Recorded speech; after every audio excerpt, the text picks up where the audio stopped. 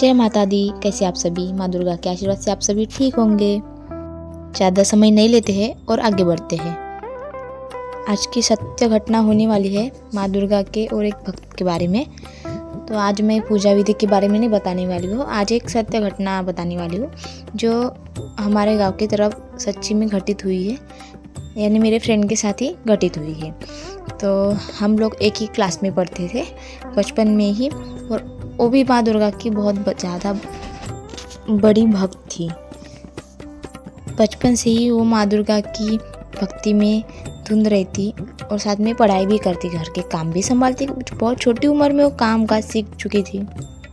छोटी मोटी प्रॉब्लम हो ना तो वो माँ दुर्गा के पास जाके, मतलब अपने भगवान जी के पास जाके, जो उसके घर में एक छोटा सा मंदिर था, पूजा घर था, वहाँ जाके वो माँ से बात करती थी कि ऐसा हुआ मेरे साथ, आज ऐसा हुआ। मतलब हर छोटी छोटी बात वो माँ से शेयर करती थी। इतना लगाव उसको माँ दुर्गा से हो चुका था। और माँ दुर्गा तो माँ है, सबकी माँ है। फिर उस बचपन से ही छोटी सी वो माँ की पूजा करती आ रही, उसका साथ कैसे छोड़ेगी माँ? हाँ, परीक्षा तो सबकी लेती है माँ, लेकिन उसका साथ कभी नहीं छोड़ेगी।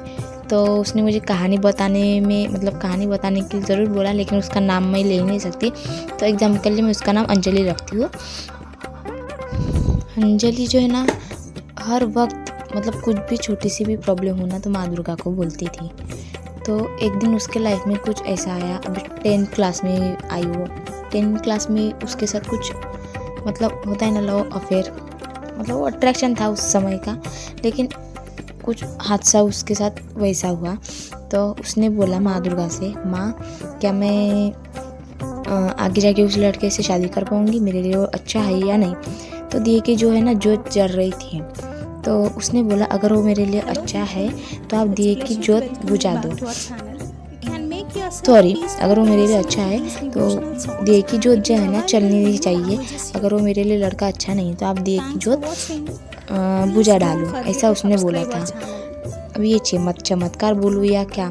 तो सच्ची में ना झट से ही दिए की जोत जो है ना वो बुझ गई थी।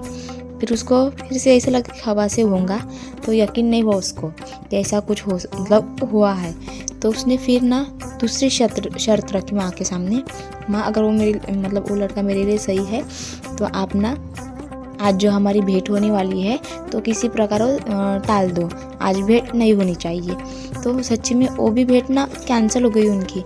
तो पता नहीं माँ दुर्गा का चमत्कार है, इत्तेफाक है, लेकिन ये बात सच में उस टाइम एक ही दिन ये 2 बात उसके साथ घटित हुई।